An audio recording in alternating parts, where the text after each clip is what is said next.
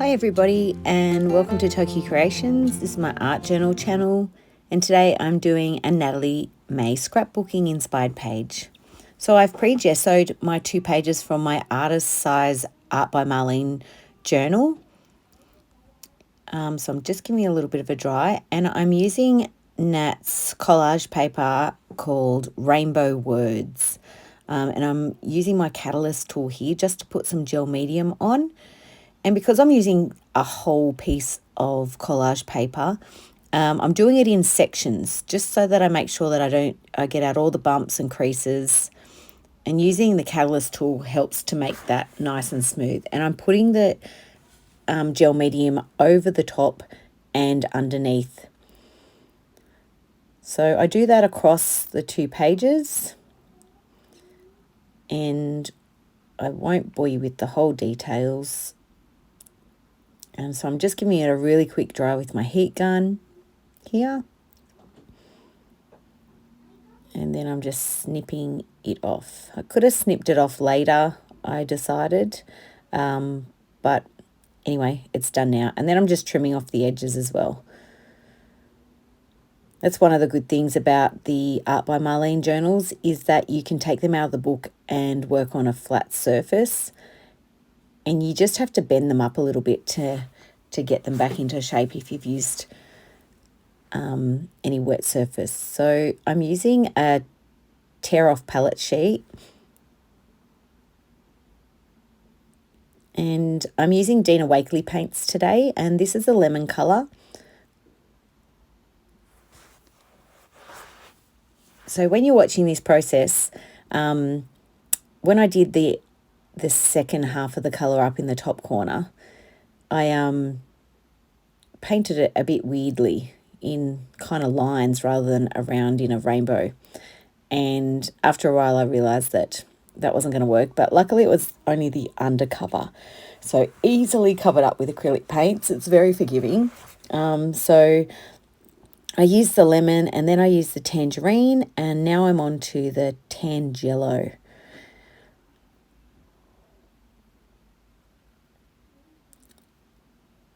And another good tip that I worked out, which I should have done earlier because I've known it before, is to pop all your paint colours out at once. Because I'm using a dry brush technique here, I could have blended them while they were still wet, but because they dry quite quickly, and I was working fast, but I wasn't fast enough. So that's why I'm doing one at a time. So I just did the red ruby.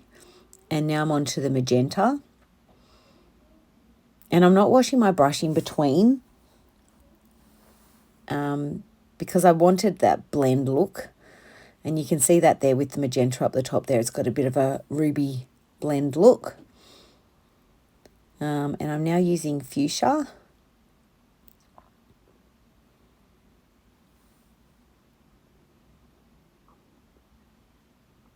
And I'm using the Filbert Art by Marlene brush.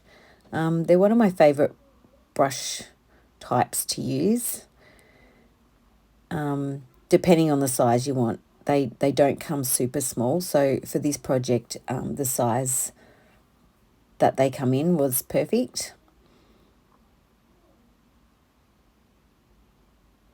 So I'm just finishing off with fuchsia there. And then I've got blackberry.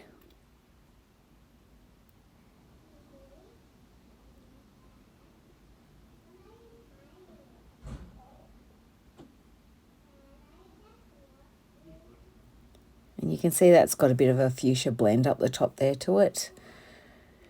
And then I move on to lapis. One of my favourite blues is lapis. And I'm not being too particular about the lines. I'm just getting it on. And this is where I worked out I shouldn't be doing the strokes at the top. And then I'm using peacock.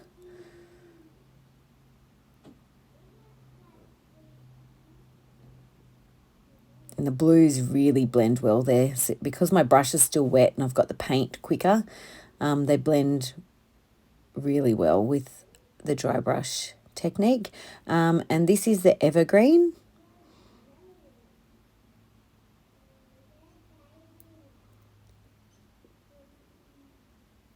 And finishing off with lime. And I did just wipe my brush off a little bit there, just because I had some of those dark colours on. I didn't want the lime to be overtaken. But I used some paper towel to get all the liquid out, so I can continue that dry brushing technique. And you can see the beautiful blend that the evergreen and the lime have got on that top corner because of the dry brush technique. So now I'm going back to the lighter colours, and I'm just going to combine those two circles. So I didn't really have an idea what I was doing here, except that I wanted to change that white collage paper into a rainbow. So that's what I started with, and I just kind of go with the flow. It seems to work best. I always have some sort of idea, whether it's just flicking through my collage papers, or a focal point that I want to start with, or I have a colour scheme in mind that I've looked through Pinterest, or I'm doing a challenge that I've found on Facebook. But I always have something in mind, but it's never the whole page. So I'm just getting that orange there, the Tangelo, and the tangerine, and I'm just going over the ruby and the lemon there just to blend in those warm colours before I pop the pink magenta on. I really love how vibrant the Dina Wakely paints are. They're one of my favourite paints, and I have all the colours. I don't use all the colours all the time, but I often use these colours for rainbow pages. And I do apologise if you can hear my toddler talking in the background. I'm trying to edit my video, and he's having his lunch, so I took the opportunity for a quiet moment, but I can still hear him with the door closed. So I do apologise. All right, so now I'm going to go back in and put my paints back on my tear-off palette sheet.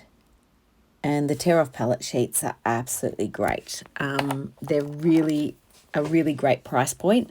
And I think I've had that one for, it must be 6 months or more, and I don't even think I'm halfway through it. But it's just great if you're, like you can see there that I've covered up my whole glass mat. I've got a smaller glass mat, and it's just good to just pop your paint on and then be able to move it out the way, so you don't put your hands in it or anything like that. So now I'm going back over those colours a bit more, and I'm blending them into the next colour, because it's the top coat, and you'll see up the top in that corner they start blending much better. So the undercoat didn't really matter.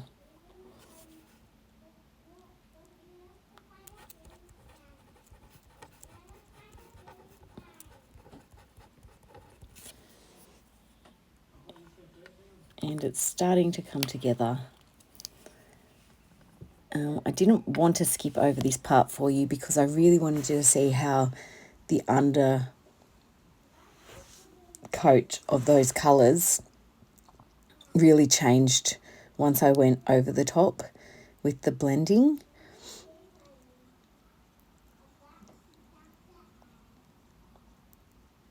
Particularly those purple brush strokes there, sideways brush strokes, they were terrible. So thank God they went, because I wouldn't have been able to leave that there.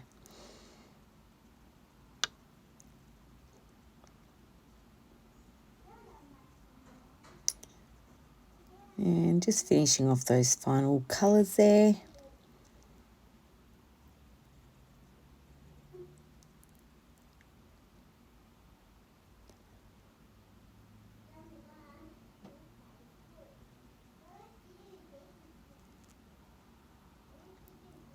So that just took the lines out of that those two corners, which was much better.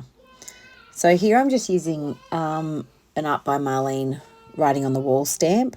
I think that may have sold out recently. It is a bit of an old stamp, but it's one of my favourites, and I'm just doing a bit of mark making here, mostly up the top part away from the actual collage paper, just to give a bit of texture in the background. And I did realise as I was going along here that I normally do my stencil work next, but I don't know why I didn't do that. But anyway, I come back in and fix it, so that's okay. So I'm pulling out a stash of stamps that I've got, and they're Art by Marlene mark making stamps. This particular pack I think is the old pack, but the new ones are just great as well. I don't quite have those ones. They're on my list to get, but they just are really good just to put different marks on your page. And I really like this Target one. And I'm just using some Dilutions linen white paint, just because it's quite a bright white, just to add the white. And I've used another stamp, a dotty stamp. You could use any dotty stamp here, and just to add a little bit more white. So I'm trying to bring in the black and the white into my page now that I've got all that beautiful colour on there. And this is where the page starts to come together as well. You've got your layers on and the background. So now it's about the mark making and pulling it all together. So I'm just drying that off because I know I'm about to go in with my pens, and you want it to be really dry because the paint pens don't like going on top of wet paint. So, and I just had to dry that background off, that glass mat off, because I do have something on the other side of these pages, so I didn't want it to rub onto the other side. So I'm using my Life of Colour black fine marker to go over the lines of the collage paper. I'm not being too particular about it, just giving it a bit of a shake and pushing down on the nozzle on my palette over there when it needs it. But just going over the top of the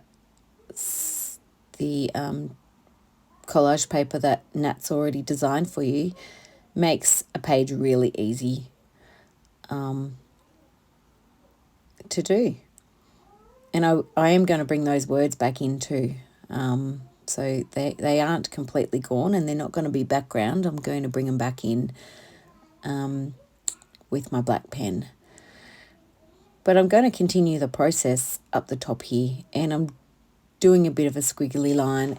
I'm just going between the colours, nothing perfect at all. But it just ties that top corner in with the other corner. I wasn't quite sure how it would turn out, being I've got one in the corner and one kind of at the bottom to the side, not quite exactly in the corner, but I think it works well that they're not exactly even. So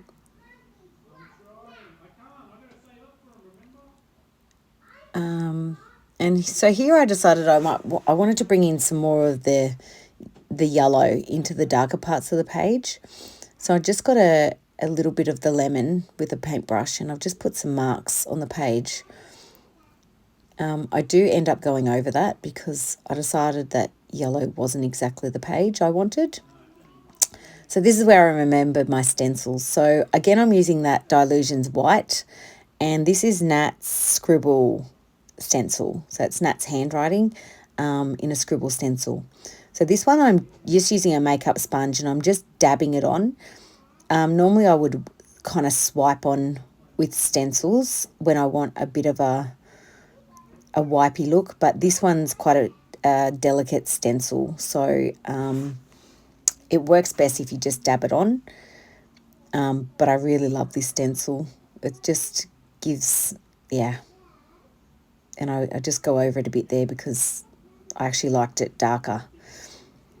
And then I'm moved on to the mark mashup, and this is one of my favourite stencils of Nat's. And I decided to use some of the Dina Wakely black paint with a makeup sponge, You could use anything there. You could use one of the Tim Holtz, I can't remember what they're called, dabbers, the dabber things. You could use a blending brush, but this worked for me. I just wanted to bring some more black back in. And again, I'm trying to avoid mostly that bottom rainbow. I didn't want to go over the writing with anything too dark, but I was quite happy with those stars. And then I move on to white with those crosses. I use the crosses quite a lot. They're one of my favourite marks to put on pages. And I love my mark making, so you'll probably find that there's not many pages that I do that don't have mark making on them. So these stencils just make it easy to do. And then I'm just adding some water to my white there and putting some paint, some splatters all over the page. Excuse me, I've got the hiccups. So I'm just drying that off again.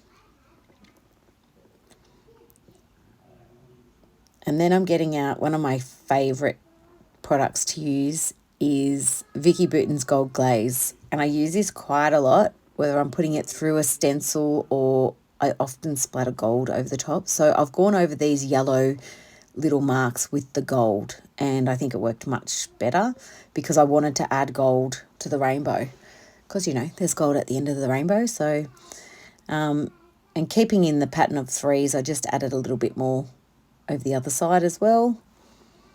And then I add some water to it and make a bit of a wash and put some more gold splatters over the top.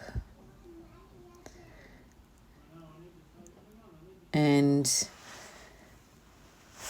yeah, I love gold splatters. So I love splatters. So I'm just drying that off a little bit, and then I'm going to get a paper towel and, nope, I'm going to do some more. Then I'm going to get a paper towel roll, and I'm just going to roll over the top because after the gold glaze sits there for a little bit, it's really just the liquid that's sitting on top and the pigment has already stuck to the page. So I'm just taking off that extra liquid off the top there.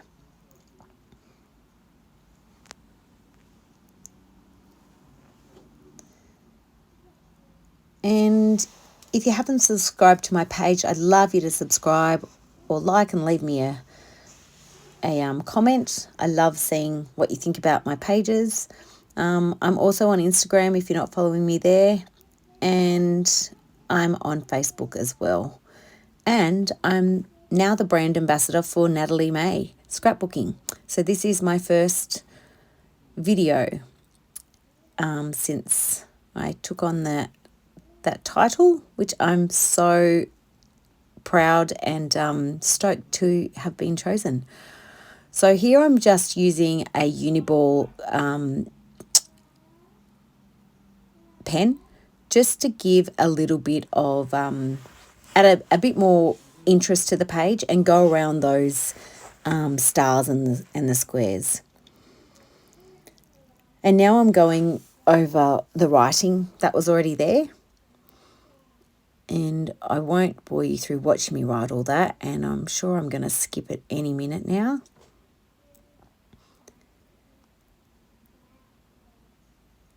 And I love the words and the quotes that Nat's used on there. They're just fantastic. So I did look up some quotes on Pinterest for the other corner because I wanted to add some more up there. So, and Nat's little one down the bottom was love. So I put up the top live. So that's why I've called this page Live and Love.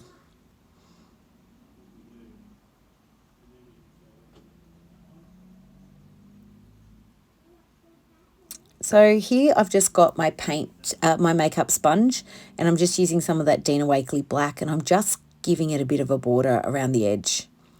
I do like to have a border on most of them, whether it's just a drawn line or just putting a bit of ink around the edge of it. I think it just finishes it off. I don't always do it, but most of the time I do it.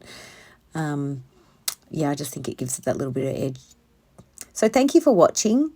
I hope you enjoy, and I hope it gives you some inspiration to have a play. Nat's collage papers are wonderful. So thanks again. Till next time. Bye.